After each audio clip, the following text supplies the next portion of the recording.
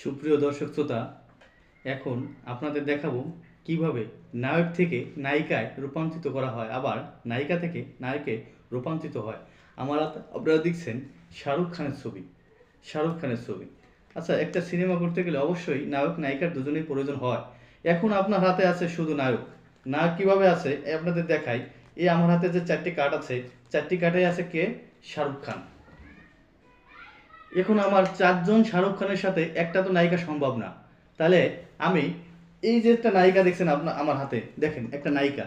আমি কি করব? আমি শাহরুখ খানরে ফেলে দিয়ে আমি সকলকে নায়িকায় রূপান্তরিত করব। আচ্ছা, দেখি কিভাবে সম্ভব। আমি নায়িকার ছবিটা এখানে দিয়ে দিলাম। দেখেন, খেয়াল করেন, এটা কিন্তু শাহরুখ খান। আমি নায়িকার ছবি এখানে দিয়ে দিলাম। দিলে এই শাহরুখ খানের ছবি, আচ্ছা আমি একটা শাহরুখ খানের ছবি আমি এখান থেকে সরাই ফেলি। শাহরুখ খান সরাই, এটা আছে কে? 3 শাহরুখ খান, 1 নায়িকা। আছে 3 শাহরুখ খান, 1 নায়িকা। আমি নায়িকারে 4টে রূপান্তরিত করব। শাহরুখ খানের ছবি কিন্তু আমি এখানে নিয়ে আসছি। দিয়েছিলাম শুধু একটা মাত্র নায়িকার ছবি। পরবর্তীতে দেখি আমরা কয়টা নায়িকার ছবি এসেছে। সবই নায়িকার ছবি। এটা কি করে সম্ভব? সবই সম্ভব।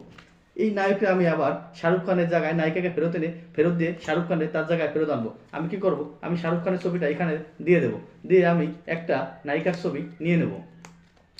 তাহলে আমার এখানে আছে 3 নায়িকা, 1 নায়ক। তাহলে আমি আবার পরবর্তীতে নায়ক রূপান্তরিত করব। চলে যাও নায়িকা, চলে যাও, নায়ক ফেরত আসে। এখন দেখেন 4 শাহরুখ খান আবারও হাজির হয়েছে। ধন্যবাদ সকলকে। পরবর্তী ম্যাজিক দেখার জন্য আমার সাথেই থাকুন।